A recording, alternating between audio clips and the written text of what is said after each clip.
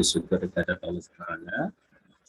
Pada kesempatan siang hari ini kita masih diberi nikmat kesehatan dan juga kesempatan, sehingga kita masih punya kesempatan untuk telah mengilmi, sama-sama belajar dalam keadaan sehat walafiat.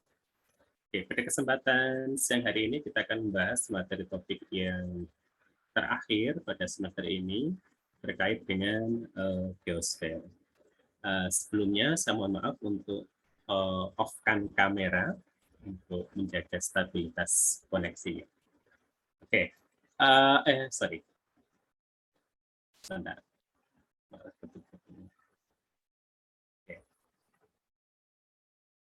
Oke, pada kesempatan siang hari ini kita akan membahas tentang geokimia. Sebelumnya saya konfirmasi apakah slide saya sudah terbaca di tempat Anda. Perpindahan slide saya bisa diikuti nggak? Bisa, Pak. Bisa ya? Pak. Saya, oke. Oke. Kesempatan siang hari ini kita akan membahas salah satu komponen lingkungan yang terakhir, yaitu tanah. Sudah sebelumnya kita bahas terkait dengan air, udara, dan sekarang kita bicara elemen tanah. Dalam pokok bahasan ini, kita akan membahas terkait dengan geokimianya, berupa fungsi tanah, komposisi tanah, pembentukan tanah, sifat fisik, sifat kimia, klasifikasi, dan penggunaannya. Di bagian terakhir, kita juga akan coba masuk ke bagian toksikologi lingkungan. Oke. Sebelum masuk ke toksikologi lingkungan, ini adalah bagian terakhir dari kompartemen lingkungan yang akan kita bahas pada minggu ini. Oke. Sebagai pendahuluan, terkait dengan ilmu tanah begitu ya. Nah, ilmu tanah itu perkembangannya dibanding dengan ilmu kimia lebih duluan ilmu kimia. Nah, secara garis besar kita beranggapan bahwa tanah adalah lapisan yang menyelimuti bumi dengan ketebalan antara beberapa senti sampai dengan 3 meter ya, bergantung dari lokasi dan relief dari lokasi tanah itu berada. Nah, sebenarnya ilmu tanah ini, definisi tentang tanah sebagai sebuah kajian, itu dipelopori oleh Justus von Liebig ya, tahun 1840. Nah, di sini memberikan kita inspirasi bahwa seorang kemis, seorang kimiawan, itu tidak hanya ahli di bidangnya. Tentu dia bisa mengembangkan keilmuan-keilmuan baru yang tanda kutip berbasis pada pengetahuan yang sudah dia miliki. Misalkan di Justus von Liebig ini mengembangkan ilmu tanah, sedangkan dia sendiri berbekal dengan keilmuan kimia. Nah, Justus von Liebig ini melandasi lahirnya konsep ilmu tanah yang kalau orang geografi, geologi itu mengenalnya sebagai hukum minimum Liebig. Yang mana ilustrasi dari hukum minimum Liebig ini terkait dengan definisi tanah begitu. Ilustrasinya dia mengatakan bahwa unsur hara atau zat yang paling sedikit jumlahnya yang ada di dalam tanah itu akan menjadi faktor pembatas pertumbuhan dan hasil panen yang akan diperoleh. Jadi kalau di kimia kita mengenal ada reagen pembatas, kira-kira begitu. Jika suatu reaksi A dan B menjadi C, maka pembentukan C itu hasil optimumnya dipengaruhi oleh suatu reagen pembatas. Konsepnya sebenarnya sederhananya begitu.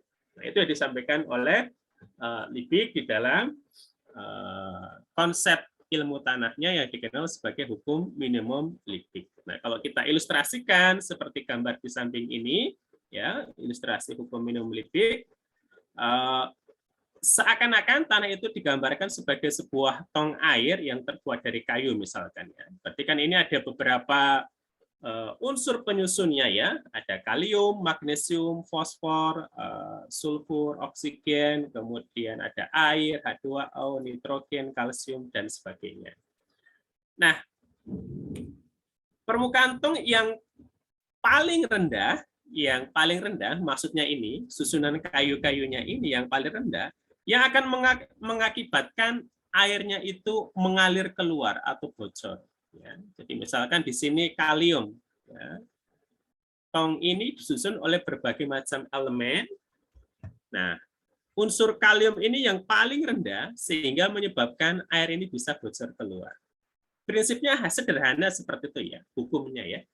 Jadi untuk menghasilkan hukum sebenarnya tidak ya tanda kutip kalau kita bisa sedikit mengomentari ya kalau begitu ya saya juga tahu gitu ya. Tetapi di dalam aplikasi atau implementasi sebuah konsep pemikiran, ini menjadi kelihatan luar biasa. Jadi hal-hal yang biasa disampaikan dalam gagasan yang di luar kebiasaan itu nampak menjadi luar biasa. Kalau konsep ini disampaikan kepada orang-orang kimia, tentu orang kimia akan mengatakan, itu biasa.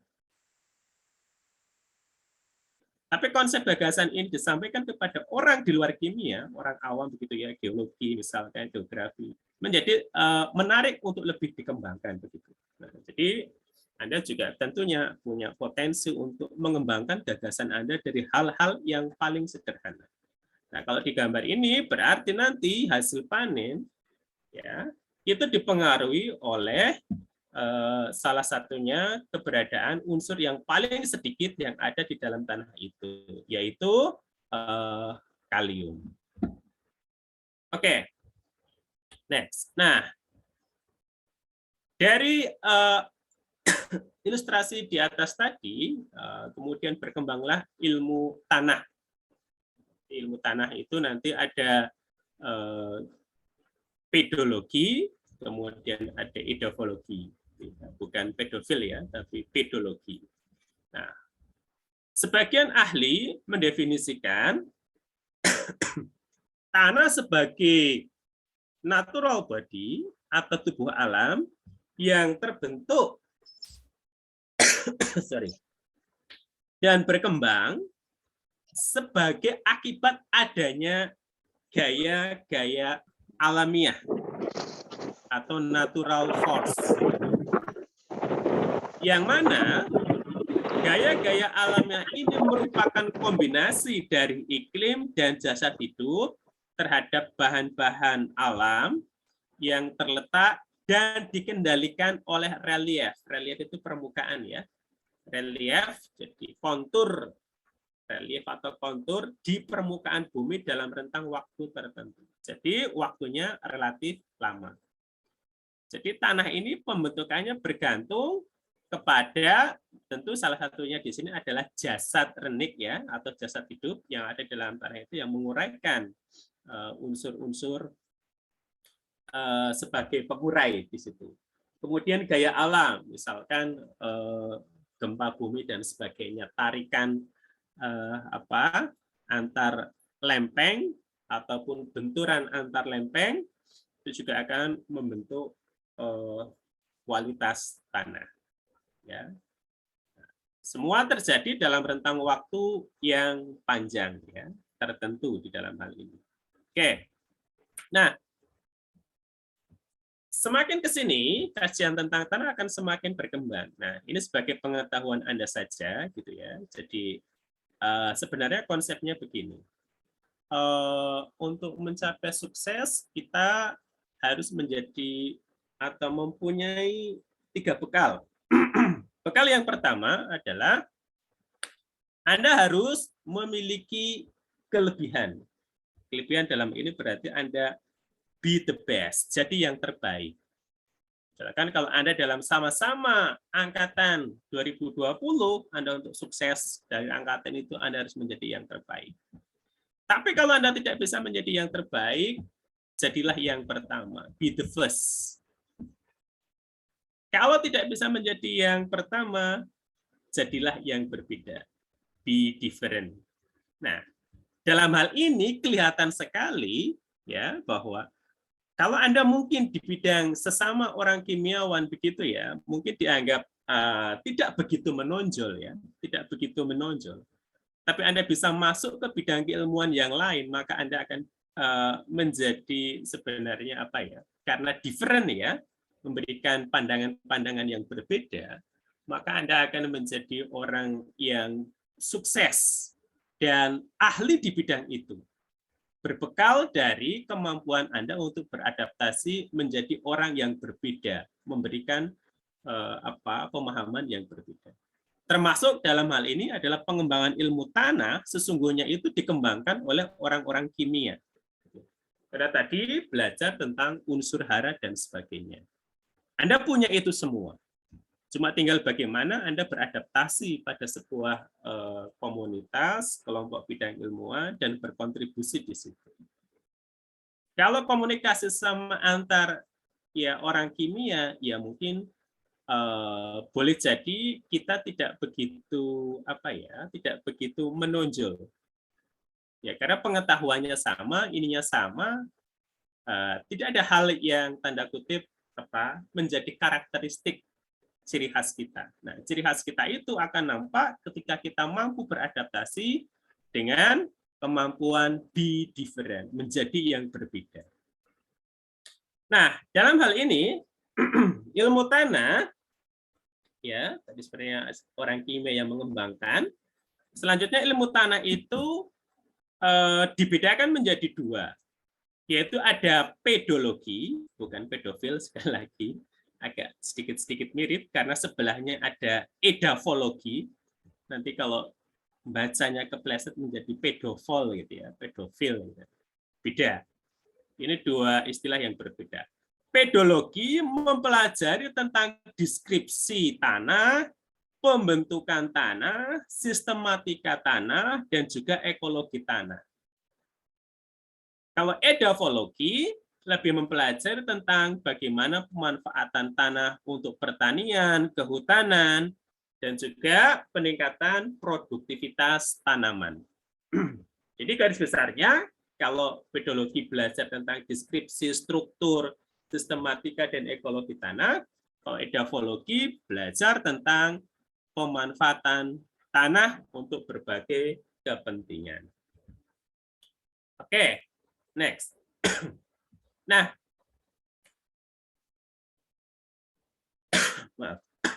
Secara garis besar, tanah mempunyai fungsi sebagai penyangga pertumbuhan tanaman terkait dengan produksi panen ya, untuk pertanian dan siklus hara.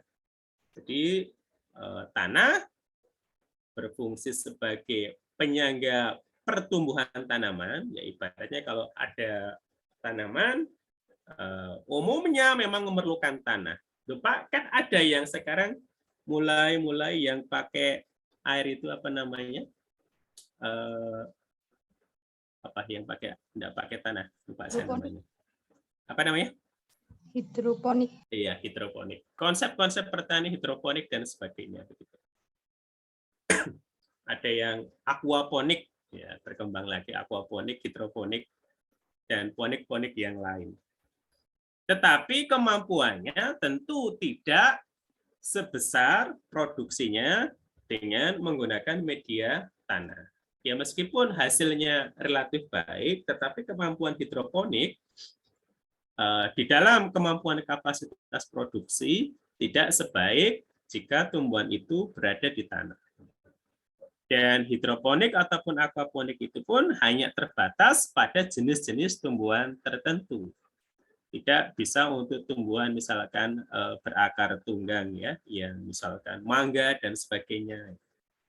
Sehingga tumbuhan yang lebih besar, pohon-pohon berkayu memerlukan penyangga untuk pertumbuhan. Ya, jadi untuk menopang pertumbuhannya, rambutan dan sebagainya, durian dan sebagainya. Yang kedua, tanah berperan untuk mendaur ulang produk limbah yang berasal dari alam dan manusia. Jadi hampir limbah-limbah yang berasal baik dari kegiatan manusia maupun proses alami akan diproses di tanah dalam bentuk penguraian atau dekomposisi. Jadi ya tempat sampah lah kira-kira begitu.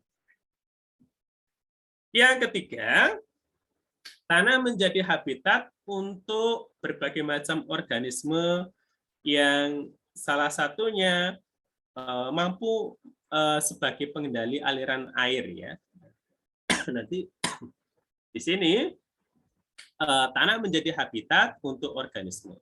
Nah, organisme-organisme di dalam tanah ini berperan penting, salah satunya untuk kesuburan tanah, terus pergerakan air tanah ya, ada pergerakan air tanah, karena ketika ada misalkan cacing, kemudian membuat semacam pori-pori tanah, maka pori-pori tanah itu dapat digunakan untuk peresapan air dan seterusnya.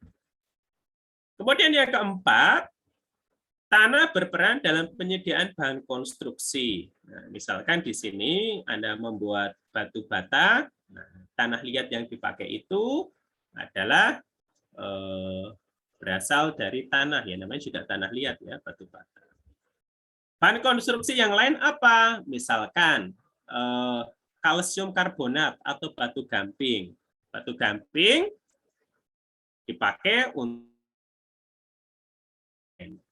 kemudian pasir kuarsa itu juga bahan baku industri semen. Jadi bahan baku industri semen memerlukan batu gamping, tanah liat, dan juga pasir kuarsa. Itu 4 dari fungsi tanah. Oke, jadi secara garis besar ya kalau tadi gambaran besarnya ini ilustrasi ya, ilustrasi fungsi tanah di alam. Ya. Kalau tadi tidak dibahas terkait fungsinya sebagai penjerap gas, maka di sini ternyata ada tanah yang berfungsi sebagai penjerap gas. Adsorben lah kira-kira begitu. Nah, di sini nanti orang-orang kimia bisa berkontribusi lebih banyak bagaimana mengoptimalkan karakteristik-karakteristik tanah seperti apa yang dapat digunakan sebagai adsorben, baik itu untuk gas maupun pengolahan limbah. Ya, di sini. Oke. Selanjutnya kita akan sedikit berdiskusi tentang bagaimana pembentukan tanah. Ya, kita akan berbicara lebih lanjut tentang profil tanah dan solum tanah atau lapisan tanah. Nah, dalam hal ini yang dimaksud dengan profil tanah adalah penampang vertikal tanah yang menunjukkan susunan horizon tanah. Jadi kalau profil itu berarti penampang vertikal dari atas ke bawah yang menunjukkan susunan mendatar atau horizon tanah ya. Jadi nanti ibarat kue lapis yang masing-masing lapisan itu membentuk horizon, tapi antar lapisan-lapisan itu dapat kita lihat dalam penampang vertikal. Itu yang dimaksud dengan profil tanah. Jadi penampang vertikal yang menunjukkan susunan horizontal. Nah, horizon tanah sendiri, tadi sudah saya sampaikan, lapisan-lapisan tanah yang terbentuk karena hasil pembentukan tanah yang sejajar dengan permukaan tanah. Jadi seperti kue lapis begitu. Setiap lapisannya berbentuk horizontal. Tapi antar lapisan satu dengan lapisan yang lain dapat kita lihat dalam bentuk profil tanah yang memiliki penampang vertikal. Nah, apabila kita membuat irisannya secara tegak lurus ke bawah begitu, umumnya 110 cm atau lebih gitu ya. Tidak 30 cm, kalau 30 cm belum kelihatan. Umumnya 110 cm lah minimal. Maka kita akan melihat lapisan-lapisan tanah itu secara berturut-turut terdiri atas horizon organik. Di sini adalah horizon yang kaya akan senyawa organik. Kita singkat sebagai horizon O. Kemudian ada horizon mineral. Ya, horizon mineral ini meliputi horizon A, horizon B, horizon C. Yang horizon A sampai C ini biasanya dikenal juga dengan horizon regolit. Kalau orang-orang geologi mengenalnya sebagai regolit. Nah, apa yang dimaksud dengan tanah? Tanah pada hakikatnya merupakan gabungan dari horizon A dan horizon B, ya, yang disebut sebagai solum, ya. Di horizon A dan horizon B ini solum. Nah, solum berbeda dengan regolit. Regolit adalah lapisan batuan yang telah mengalami pelapukan yang berada di atas batuan induk. Jadi kalau kita menggali tanah semakin ke bawah, nanti kita akan menemukan lapisan batuan.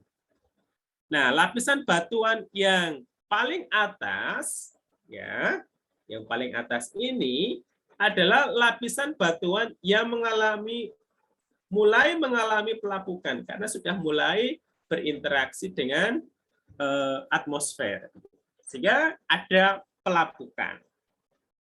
Nah, inilah yang dimaksud dengan bagian regolit. Kalau kita lihat kurang lebih seperti ini gambarannya, ya. Seperti ini yang paling atas adalah atmosfer, kemudian ada tumbuhan, kemudian ada horizon O yang kaya akan senyawa organik seperti humus dan sebagainya. Kemudian ada horizon A, ada horizon B. Jadi horizon E ini adalah batas antara horizon A dengan horizon B. Nah, yang dimaksud dengan tanah itu ini, ya.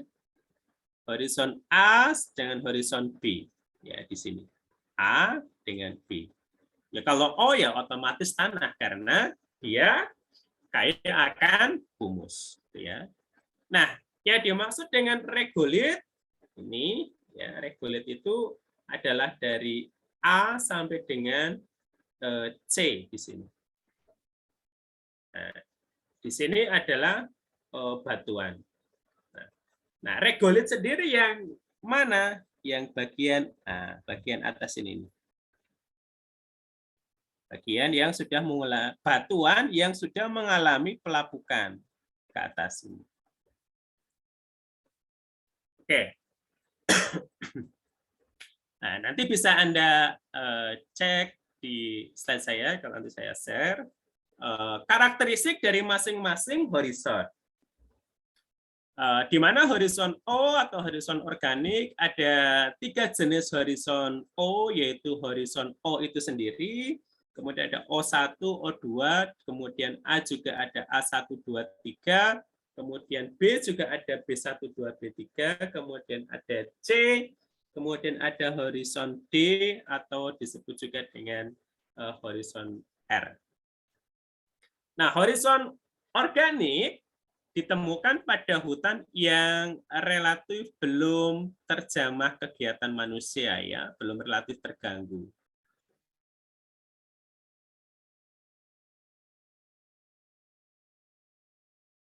Nah, pada horizon O ini itu di atas lapisan tanah mineral, jadi di sini banyak humusnya, kira-kira begitu. Nah, horizon O1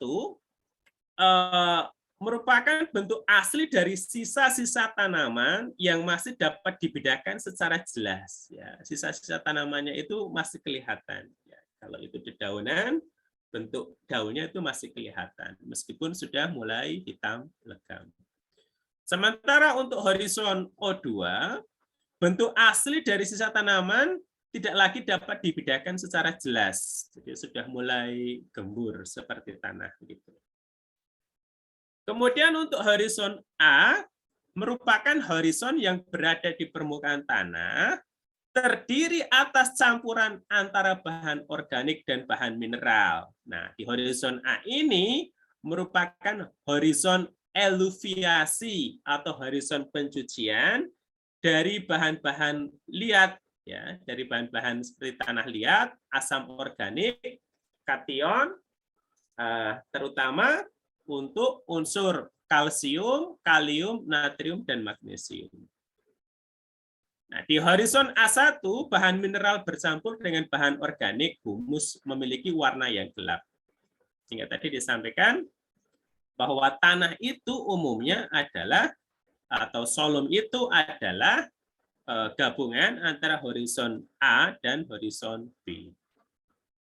Kalau horizon O sendiri sebenarnya bisa dikatakan tanah juga, tapi dia belum homogen ya, karena kita masih bisa menemukan tadi sebagian sisa-sisa tanaman yang masih dapat dibedakan, sehingga bentuknya belum terlihat jelas seperti tanah. Kemudian untuk horizon A2, di sini terjadi pencucian atau eluviasi maksimal atas bahan-bahan yang tadi ya, bahan organik, kemudian kation, di mana warna horizon A2 lebih terang dibanding dengan horizon A1. Ya, jadi lebih terang karena tentu di sini nanti bahan-bahan organiknya, sisa asam organik dan sebagainya, liat, tanah liat dan sebagainya itu sudah mulai berkurang. Kemudian di horizon A3 yang merupakan peralihan dari horizon A ke B, namun masih memiliki sifat yang menyerupai horizon A, terutama struktur tanahnya. Jadi masih ada karakteristik horizon A-nya. Bagaimana dengan horizon B? Di sini merupakan horizon penimbunan atau iluviasi dari bahan-bahan yang tercuci ya, dari horizon A. Maksudnya tercuci seperti apa? Ya, dari atas ke bawah itu kan mengalami proses akan-akan seperti penyaringan begitu. Ya, yang semakin ke bawah semakin bersih dari humus dan tanah liat, sehingga warnanya menjadi lebih terang. B1 adalah peralihan dari horizon A ke B, namun sifatnya lebih menyerupai horizon B ya. Jadi B sendiri diklasifikasikan jadi B1, B2, dan B3. Nah, B1 merupakan peralihan dari B, dari A ke B ya, kalau di A-nya sendiri. Tapi di B1 ini karakteristiknya lebih kuat, karakteristik horizon B dibanding A. Kalau A3 lebih kuat, struktur tanahnya memiliki karakteristik horizon A. Nah, di horizon B3, maaf, horizon B3 peralihan dari horizon B ke C. Nah, di sini tentu karena peralihan, maka karakteristiknya menyerupai horizon B. Kalau horizon C itu apa? Horizon C itu adalah lapisan bahan induk tanah yang mengalami pelapukan. Jadi ada induk tanah yang sudah mengalami pelapukan. Itu horizon C. Nah, proses pelapukan yang terjadi pada horizon ini baru pada tahap pelapukan fisika ya. Belum mengalami perubahan secara kimiawi. Jadi belum ada reaksi kimiawi karena dia masih ada di dalam bawah tanah. Nah, pengaruh makhluk hidup, ya, jadi jasad renik itu belum sampai ke horizon C ini. Begitu. Jadi belum ada perubahan secara kimiawi.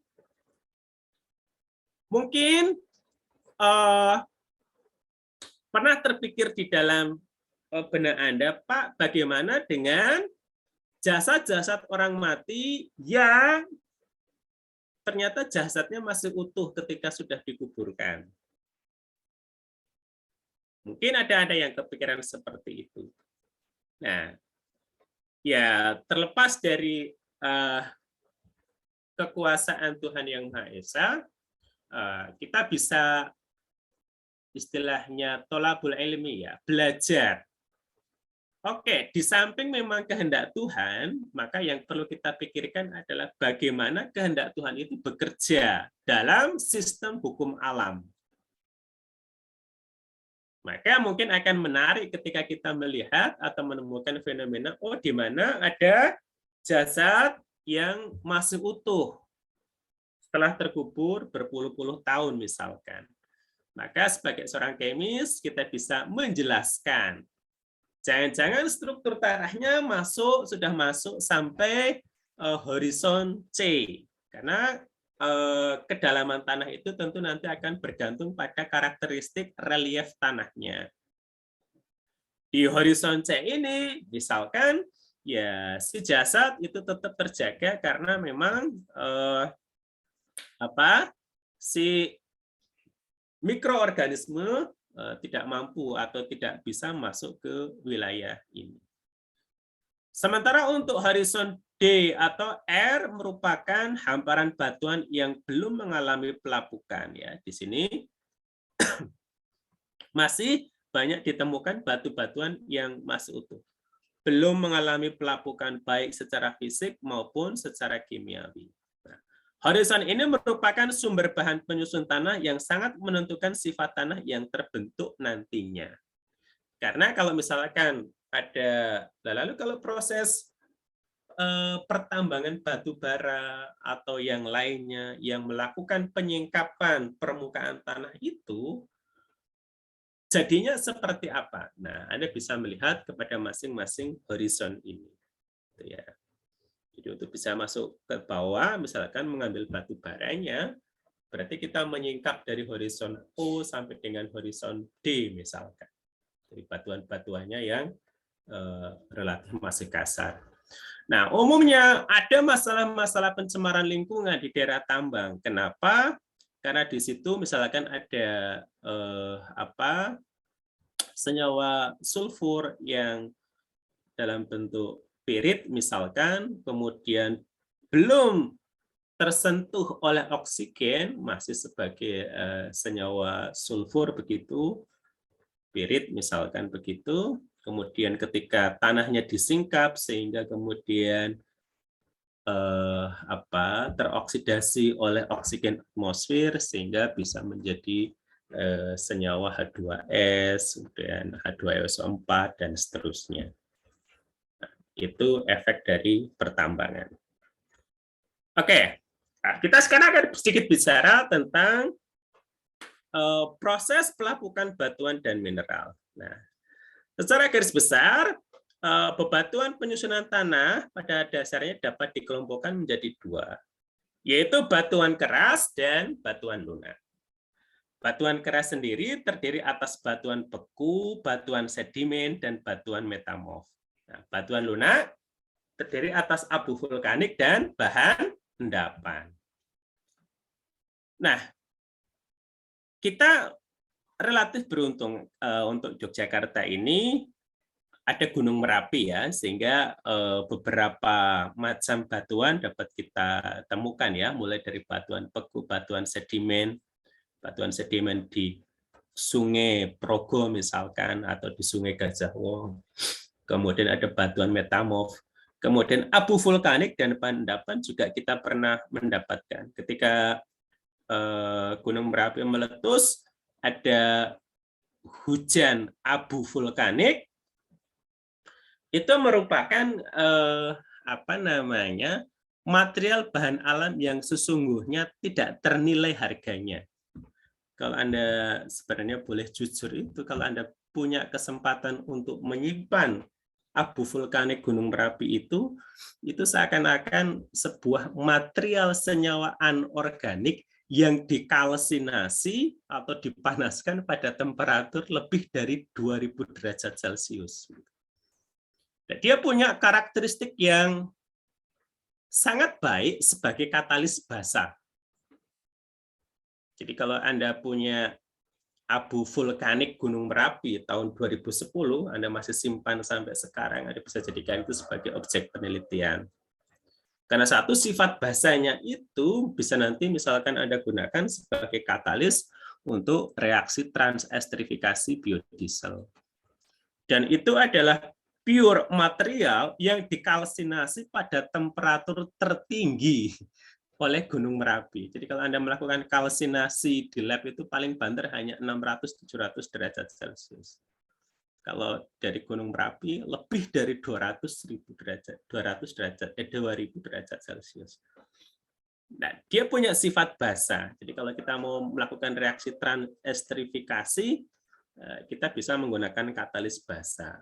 Kalau kita menggunakan katalis yang homogen, seperti larutan NaOH, maka biasanya kendalanya salah satunya adalah terbentuknya sabun.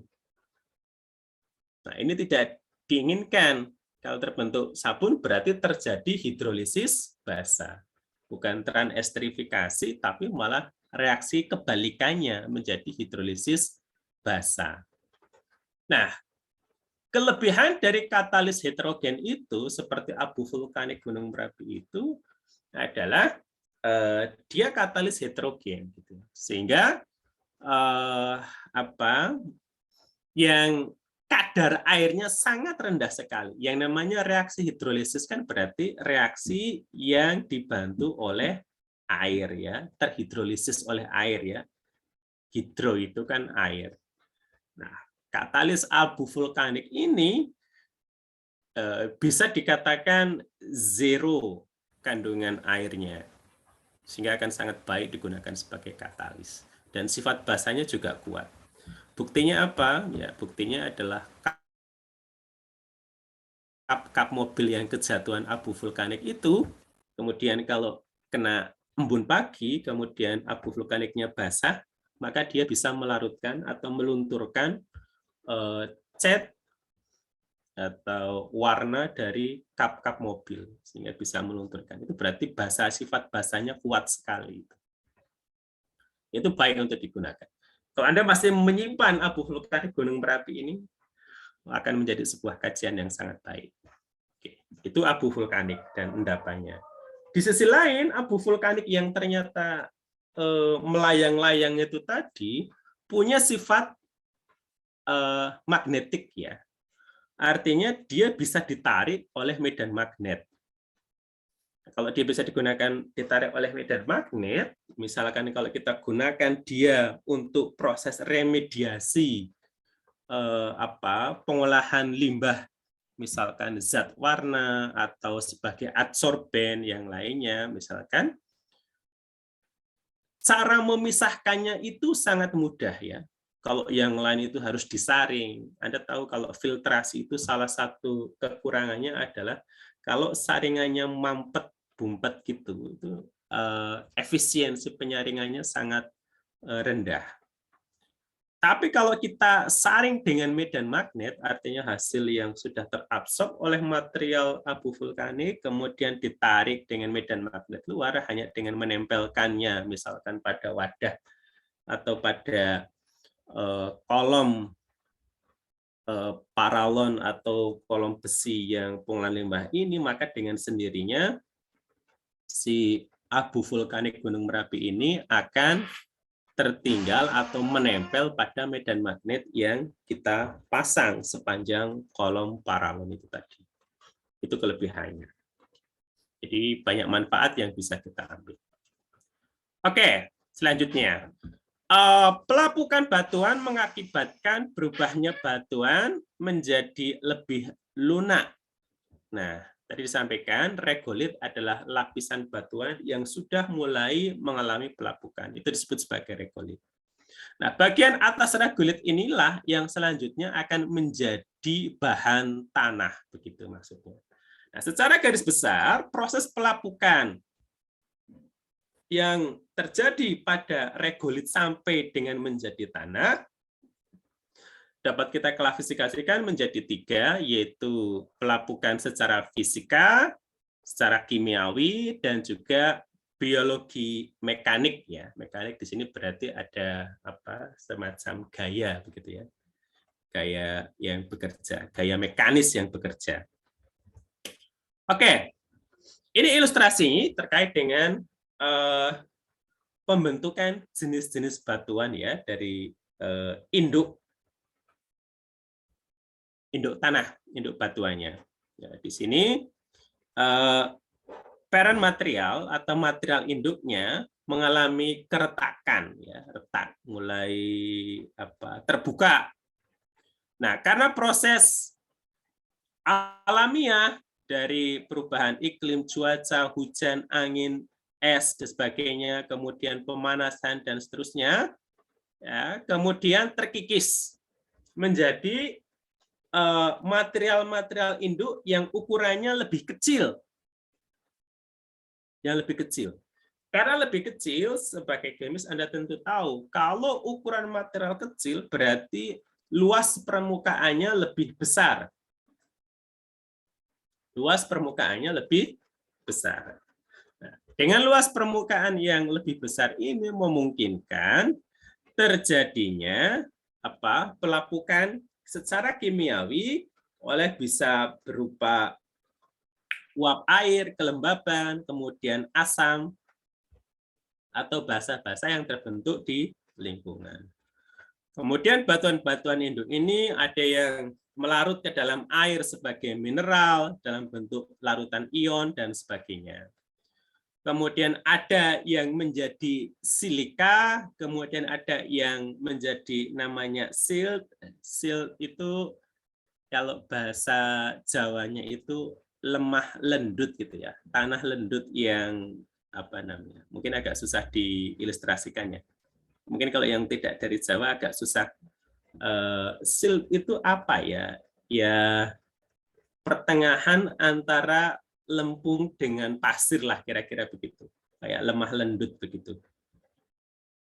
Kemudian ada pasir dan ada kuarsa, gitu ya. Nah, silika nanti ada bentuk lempung atau clay. Clay di sini ada macam-macam. Ada nanti kalau kuliah dengan Pak Irwan atau Pak Endaruji akan diajarkan di kimia anorganik terkait dengan clay ya, bentonit misalkan, smektit dan sebagainya. Kemudian ada juga pasir kuarsa. Nah, kalau semen, biasanya industri semen itu akan mengambil itu baik pasir kuarsanya, kemudian silikanya dalam bentuk clay, dan juga kalsium karbonat dalam bentuk gamping. Itu untuk konstruksi bangunan. Dipanaskan pada kiln dengan temperatur hampir 2000 derajat Celcius, kemudian dilebur sebagai sebuah komposit, maka akan jadilah semen ya, semen yang masih dalam bentuk bongkahan-bongkahan, belum digiling. Nah, kalau Anda lihat semen yang siap di pasaran itu sebenarnya adalah batuan campuran sintetis yang sudah digiling atau dikeras. Nah, pelapukan fisika pada batuan terjadi akibat pengaruh lingkungan yang mengakibatkan perubahan sifat fisik, terutama pada ukuran mineralnya. Jadi ukurannya kalau bisa dengan kata lain, dari batuan induk yang besar terkikis menjadi partikel-partikel yang lebih kecil.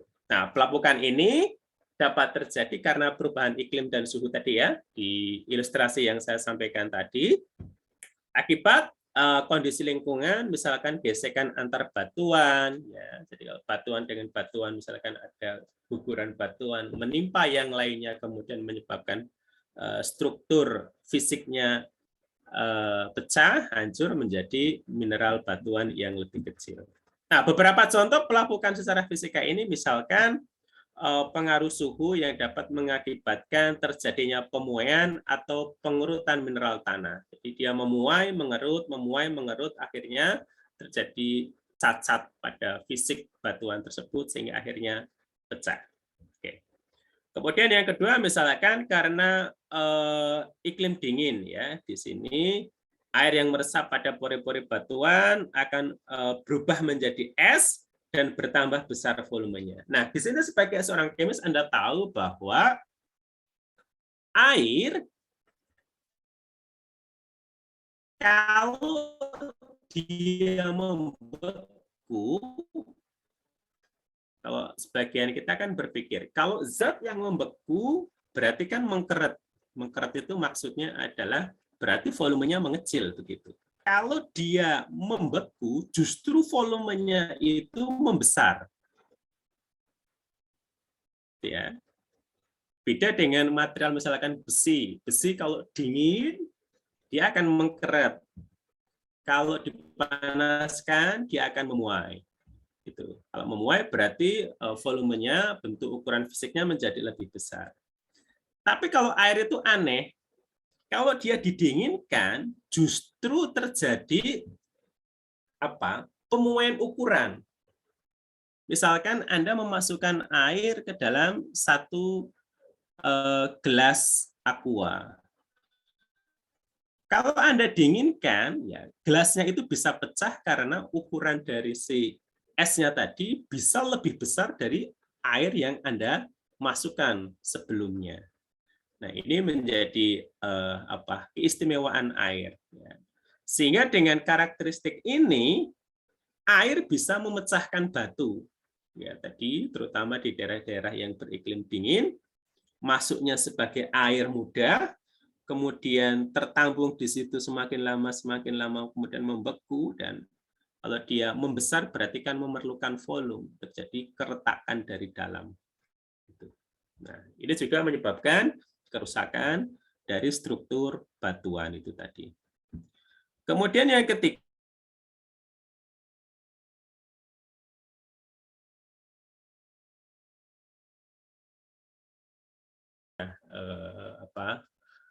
Gunung Merapi gitu ya, yang sering terjadi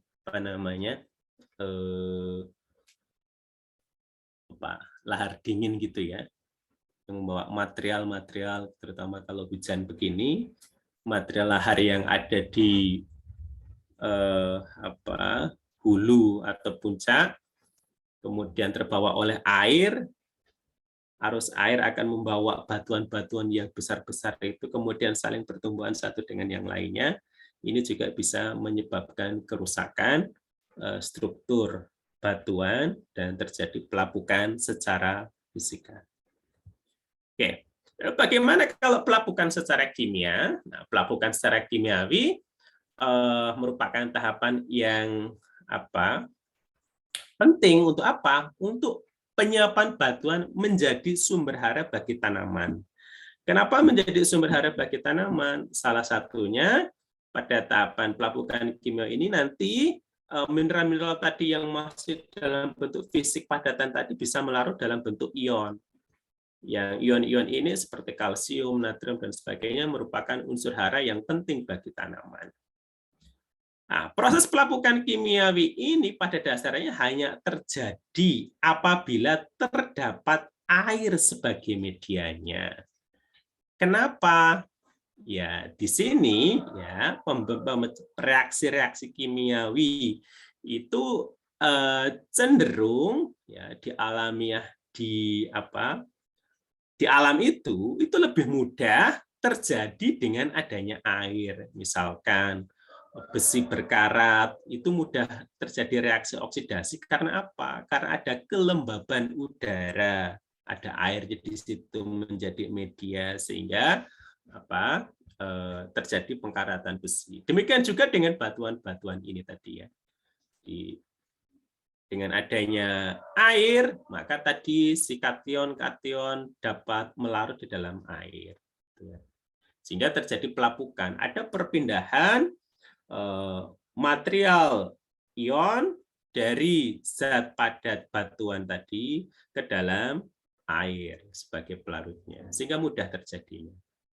Nah, hal ini berakibat nanti ya akan pada hancurnya mineral-mineral yang semula tergabung dalam batuan sehingga terbentuk mineral baru yang membebaskan sebagian unsur yang terkandung di dalam mineral tersebut yang dapat digunakan oleh tanaman. Nah, reaksi apa saja yang lazim terjadi di dalam proses pelapukan secara kimiawi? Ada 4 umumnya ya. Bisa itu melalui reaksi hidrasi, dehidrasi, bisa melalui oksidasi reduksi, bisa melalui reaksi hidrolisis, atau yang keempat hanya sekedar reaksi pelarutan. Seperti apa sih? Contohnya seperti ini. Ya. Reaksi hidrasi dehidrasi, dari namanya dapat kita highlight ya. Kalau hidrasi itu berarti ada hidro, ada air di sini. Ada air, kalau dehidrasi berarti ada air yang dilepaskan.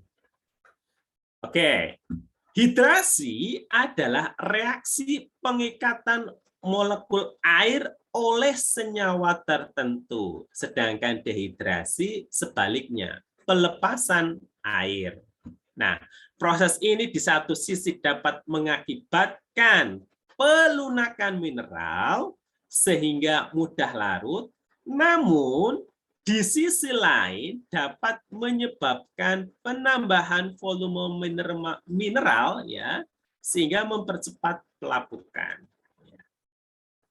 Contoh misalkan pada reaksi hidrasi dehidrasi ini, misalkan ya kalsium sulfat. Kalsium sulfat itu yang sering dipakai untuk plafon itu apa namanya? Yang kalau dulu bukan Ethernet.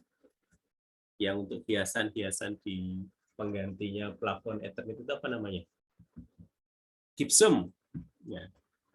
Kalsium sulfat ini salah satu senyawa penyusun untuk gypsum. Nah, contoh untuk reaksi pengikatan dan pelepasan air pada molekul kalsium sulfat, misalkan kalsium sulfat itu punya karakteristik mudah menyerap air ya, atau kalau dia ada uap. Jadi kalau kita biarkan di udara terbuka gini, dia bisa menjerap uap air dari atmosfer. Sehingga terbentuk kalsium sulfat. Dalam bentuk hidrasinya CaSO4 2H2O.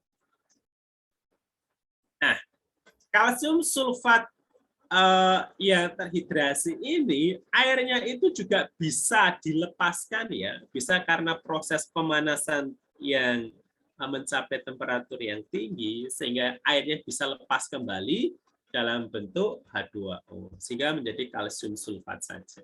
Nah, proses ini disebut dengan reaksi dehidrasi atau pelepasan air dari molekul sulfat.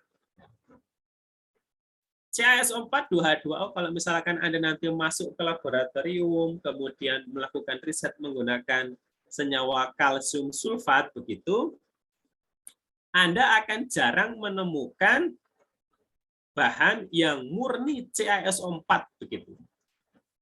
Pasti Anda akan mendapatkannya sebagai CaSO4 XH2O. Ya, XH2O itu nanti bergantung kepada merek dari bahan kimia yang dikeluarkan oleh pabrikan tertentu. Jarang kita akan dapatkan CaSO4. Kita akan dapatkan CaSO4 kalau kita melakukan pemanasan pada temperatur yang sangat tinggi ya. Nah, ya sangat tinggi berarti di atas 105 derajat Celcius lah kira-kira begitu. Bahkan bisa sampai 200 begitu. Nah, sehingga airnya terlepas. Tapi kalau bahan ini kemudian kita biarkan lagi di udara terbuka, maka air dari atmosfer bisa terserap kembali, sehingga disebut sebagai air terhidrat, ya, air yang terikat pada molekul kalsium sulfat. Yang kedua adalah reaksi oksidasi ya, redoks tadi, oksidasi reduksi. Nah, ini sudah Anda mungkin banyak pelajari dengan Pak Denny di kimia dasar terkait dengan pengertian reaksi oksidasi reduksi. Yang mana pada reaksi oksidasi adalah reaksi pengurangan elektron karena terdapat oksigen yang dapat berlaku sebagai akseptor elektron. Sedangkan reduksi adalah reaksi penambahan elektor pada suasana kekurangan oksigen. Ya. Jadi pada prinsipnya itu begini. Oksidasi itu karakteristiknya bisa satu, dia melepaskan elektron atau menangkap oksigen. Sementara reduksi, ya, dia bisa menambah elektron atau melepaskan oksigen. Contohnya misalkan begini, kalau ada perubahan dari Fe2+ menjadi Fe3+, ya, maaf ini keliru. Maka dari Fe2+ menjadi Fe3+ begini. Ini keliru ya. Kalau yang dioksidasi kan mestinya adalah oksidasi mestinya terjadi peningkatan bilangan oksidasi. Ini ilustrasinya keliru. Fe3-nya kurang geser ke ruas kanan. Jadi ada Fe2+ menjadi Fe3+, berarti si Fe2+ tadi mengalami reaksi oksidasi. Kenapa? Karena Fe3+-nya tadi merupakan hasil dari reaksi perubahan dari Fe2+ yang menjadi Fe3+ dengan cara melepaskan satu elektron.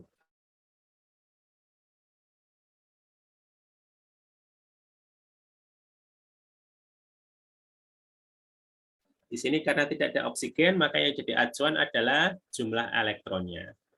Nah, di sini ada elektron yang ditangkap oleh Fe3+ sehingga dia bisa menjadi Fe2+ sehingga terjadi reaksi reduksi. Nah, oksidasi dan reduksi merupakan proses yang penting di dalam pelapukan mineral. Karena apa? Karena kelarutan senyawa di dalam air itu bergantung kepada muatan. Jadi karakteristik senyawa-senyawa itu akan larut di dalam air jika senyawa kimia itu satu, memiliki gugus hidrofilik. Atau yang kedua, senyawa tersebut merupakan senyawa bermuatan atau spesies bermuatan. Kalau dia semakin besar muatannya, tentu akan semakin mudah untuk larut di dalam pelarut air. Gitu ya. Oke. Yang ketiga, reaksi hidrolisis. Hidrolisis merupakan proses penggantian kation yang terdapat di dalam struktur kristal oleh ion hidrogen atau H+. Ya, hidrolisis. Nah, hidrolisis ini umumnya akan dibantu oleh hidro, air begitu ya, sebagai sumber H+ maupun nanti yang menangkap H+ itu sendiri. Nah, proses ini mengakibatkan hancurnya struktur kristal mineral yang bersangkutan, di mana hidrolisis mengakibatkan terjadinya pelapukan yang tanda kutip sempurna atau memodifikasi yang drastis pada mineral-mineral yang mudah lapuk begitu ya. Kenapa begitu? Gitu ya. Karena hidrolisis ini ya yang dibantu satu, ada medium air, biasanya hidrolisis terjadi pada medium air. Yang kedua, proses hidrolisis ini bisa tadi ya melarutkan mineral-mineral yang sebelumnya tanda kutip dalam bentuk fase padatan yang tidak mudah larut itu menjadi kation yang mudah larut di dalam air begitu. Sehingga ini tentu merupakan proses tanda kutip kalau ibaratnya kalau kita punya garam NaCl begitu ya kalau kita masukkan ke dalam air dia akan mudah larut di dalam air. Sehingga apa yang kita dapatkan adalah larutan ion Na+ dan Cl-. Kita tidak menemukan bentuk kristal dari garam NaCl tadi. Demikian juga dengan kristal-kristal dari mineral-mineral yang lainnya yang ada di dalam tanah. Oke. Nah, yang terakhir yaitu reaksi pelarutan. Nah, pelarutan terjadi pada garam-garam yang tadi saya berikan contohnya ya, seperti garam karbonat, klorida, dan sebagainya. Yang dulu pernah kita sampaikan, kalau tidak salah, terkait di reaksi dalam pelarut air. Begitu. Oke, maaf. Sampai di sini ada pertanyaan? Ada yang ingin Anda sampaikan? Ada pertanyaan? Ada hal yang mau diklarifikasi atau dikonfirmasi? Silahkan. Bisa semuanya. Bisa Bertanya, dari... Iya, monggo silahkan. Apakah Bentar. Ini di apakah tempat suara saya tidak sama-sama, Pak? muncul. Oh iya, muncul. Sebutkan namanya ya. Mungkin kali tempat saya tidak muncul. Bismillahirrahmanirrahim. Assalamualaikum warahmatullahi wabarakatuh. Saya Adam Waalaikumsalam. Muhammad Noval, langsung dari 28. Izin bertanya Pak terkait Mas Noval ya? Adam Pak. Oh, Adam ya. Oke, silakan. Apakah kajian geokimia ini juga menjadi objek kajian di dalam ilmu geologi Pak? Atau mungkin geologi ada pembahasannya tersendiri Pak? Seperti itu pertanyaan saya. Terima kasih. Oh iya. Jadi geologi, geografi, kemudian ilmu tanah sendiri, insya Allah membahas bagian-bagian ini. Tapi kita membahas dalam perspektif yang berbeda, ya. Meskipun awalnya keilmuan itu berasal dari ilmu kimia tadi, ya ilmu tanah itu sebenarnya pengembangnya orang kimia sendiri, tapi kemudian seiring dengan berkembangnya pengetahuan, ya masing-masing berkembang sesuai dengan peruntukannya. Nah, dalam kimia lingkungan ini kita membahasanya dalam perspektif geokimia. Nah, dalam perspektif ilmu kimianya ya, nanti kita akan belajar tentang bagaimana karakteristik tanah, sifat-sifat tanah mulai dari pH, kemudian koloidnya dan sebagainya. Harapannya apa? Nanti ketika misalkan Anda memiliki spesifikasi kompetensi untuk penanganan limbah, kita bisa mengenali karakteristik-karakteristik limbah itu sesuai dengan lokasinya. Misalkan kalau saya punya limbah, kemudian lokasinya ada di Kalimantan, dengan di Bantul misalkan, itu pasti berbeda penanganannya. Karena nanti pembuangannya akan berbeda. Karakteristik IPAL-nya juga akan berbeda. Kalau di Kalimantan itu di sana terdapat banyak senyawa humat, asam humat, dan turunannya yang merupakan karakteristik dari tanah gambut, begitu, humin dan sebagainya. Sebenarnya senyawa-senyawa ini merupakan adsorben ya, adsorben terhadap beberapa karakteristik limbah, entah itu logam berat, entah itu zat warna dan sebagainya. Tapi karakteristik humat itu sendiri pH-nya itu relatif asam ya, relatif asam. Nah, di dalam hal ini tentu kita akan melihat karakteristik pencemaran airnya itu apa? Misalkan logam berat. Logam berat kalau pada pH asam, apakah dia akan mudah mengalami oksidasi atau mudah mengalami reduksi? Kenapa? Nanti akan lebih kita melihat kepada, kalau ada logam berat masuk pada lingkungan asam, maka dia cenderung menjadi spesies ion atau dalam bentuk reduksinya, ya, atau spesies yang tidak bermuatan begitu. Kalau tidak bermuatan berarti dia mengendap. Kalau dia bermuatan berarti dia akan terlalu di dalam air. Nah, si asam humat merupakan salah satu karakteristik bahan alam yang kaya akan gugus karbonat dan fenolat. Yang di situ dia bisa berinteraksi dengan menyediakan muatan negatif yang bisa berinteraksi dengan muatan positif dari logam, sehingga bisa digunakan untuk menjerap logam. Tapi kalau misalkan yang lain, misalkan klor, misalkan ya, klor begitu. Keberadaan asam humat itu menjadi dilema. Kenapa? Karena kalau kita membuang klor di situ, maka cenderungnya akan terbentuk senyawa organoklor. Yang umumnya senyawa organoklor itu bersifat karsinogen. Kalau diminum ya biasa-biasa saja. Nah, ini yang jadi kajian nanti. Apakah PDAM di daerah-daerah Kalimantan itu masih menggunakan tanda kutip kaporit, kemudian hipoklorit untuk melakukan proses desinfektan terhadap produknya.